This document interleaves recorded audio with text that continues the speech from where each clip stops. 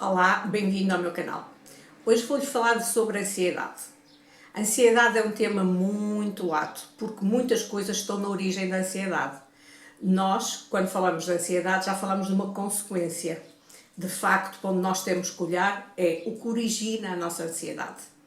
Então, uma coisa que origina a nossa ansiedade pode ser a frustração. Então, vejamos, nesta altura que nós estamos a viver, é muito comum muita gente estar muito frustrada por variedíssimas situações. O que não quer dizer que antes desta situação isso também não acontecesse, não houvesse muitas situações da nossa vida onde nós estivéssemos frustrados. Ora, se eu vivo uma vida já com uma frustração, ou em relação ao trabalho, ou ao que eu sou reconhecida, ou à minha remuneração, ou à minha família, ou a algum amigo, ou com os filhos, ou comigo em relação a alguma coisa que se passa comigo, ou o que quer que seja, é evidente que eu já tenho um saco mais cheio. Quando eu depois vou viver uma situação que ainda me vai criar mais frustração, e eu ainda é quase como se com aquela frustração não é agradável, mas é mais do mesmo, quase que já somos íntimos, apesar de não deixar de me criar ansiedade, quando eu ainda vou criar mais focos de ansiedade, de frustração que eu não tinha antes, a minha ansiedade pode exatamente aumentar e criar aqui situações que são muito desconfortáveis, onde a pessoa se sente quase já num limite. Era aqui que eu lhe convidava a olhar para essas situações. Então, esqueça que eu estou ansiosa, que eu estou em stress. Olhe para as razões que neste momento me estão a trazer esta ansiedade. Isto tem a ver com o quê? Em que é que eu me sinto frustrado na minha vida? O por muito que eu faça, as coisas nunca estão feitas? Se não for eu a fazer, ninguém faz? E eu tenho que pedir 50 vezes para fazerem e mesmo assim não chega? Tenho que pedir mais 200 vezes e fazem mal feita? Isto pode ser em casa, como pode ser até no trabalho, questões no trabalho. O princípio é o mesmo. Quando há coisas que não dependem só de mim, que eu não posso fazer só sozinha, o que eu escolho não fazer só sozinha, porque acho que não estão certas, e que quando eu preciso e chamo outros, são resistentes a vir, ou vêm e fazem e não fazem bem feito, de alguma forma, ou acabo por ter que fazer eu, ou acabo por estar sempre a chamar as pessoas e a dizerem para vir fazer, e isto começa a ser incomodativo. Eu começo a ficar frustrada, eu começo a ficar cansada, eu começo a ter uma série de pontos de vista porque é que as pessoas não fazem, e porque é que tem que ser assim, e porque é que ninguém ouve, e porque é que não há aqui um bom senso, e como é que eu posso gerir estas questões todas, e isto começa a acumular. Agora imagine que ainda está nestas situações de que ou de repente estou em layout, ou estou desempregada, ou estou a trabalhar de casa e as condições podem ser menos favoráveis do que as que eu tinha no meu trabalho local, outras condições ainda que de alguma forma ainda me criam mais frustração. O eu querer fazer e não poder, ou não poder fazer da forma que eu quero, ou estar constantemente a ser interrompida, ou mil e uma situações. Já podia acontecer antes? Já. Muitas vezes já acontecia? Já. Mas lembre-se disto, quando já vive isto há muito tempo, tudo de novo vai reforçando um saco que já está cheio, e já está cheio, e já está cheio. Às vezes o que a gente diz, nós temos não é um saco, não é um navio, nós temos um oceano de frustrações, de coisas que me criam aqui este stress. Então, às vezes, nós temos que olhar para a situação e ver aquilo que depende de nós resolver e aquilo que são as circunstâncias que não dependem de mim. E por muito que eu fique frustrada, se eu não olhar para elas de outra maneira, eu não estou a ajudar-me, eu ainda estou a piorar a minha situação.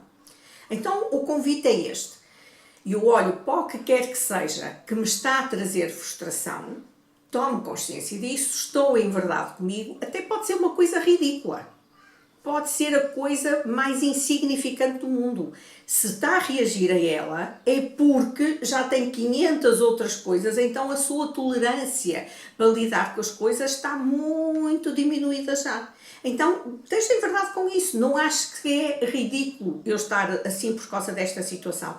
Não é por causa dessa situação. Porque se essa situação fosse a primeira vez que acontecesse na sua vida e não houvessem outras, você não reagia assim de certeza absoluta. A questão é que já são muitas, iguais ou diferentes, mas que vão lá como cutucar sempre a mesma questão. Neste caso, frustração, mas podia ser medo, podia ser N coisas.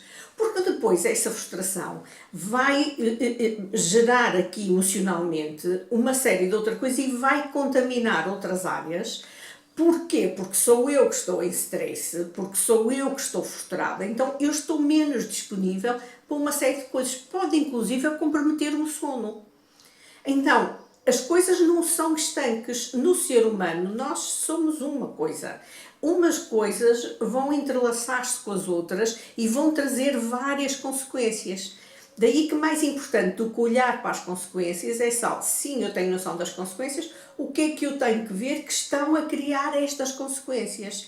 Que é para eu ver o que é que eu posso mudar ali. E há aqui esta situação que é, ou eu posso mudar alguma coisa, e às vezes é só o valor que eu dou a isso, ou se eu não posso mudar nada, que outro ponto de vista eu posso ter sobre isto? Se este que eu tenho me está a criar este stress todo, eu posso ver isto de outro ângulo. Se calhar cria-me menos stress.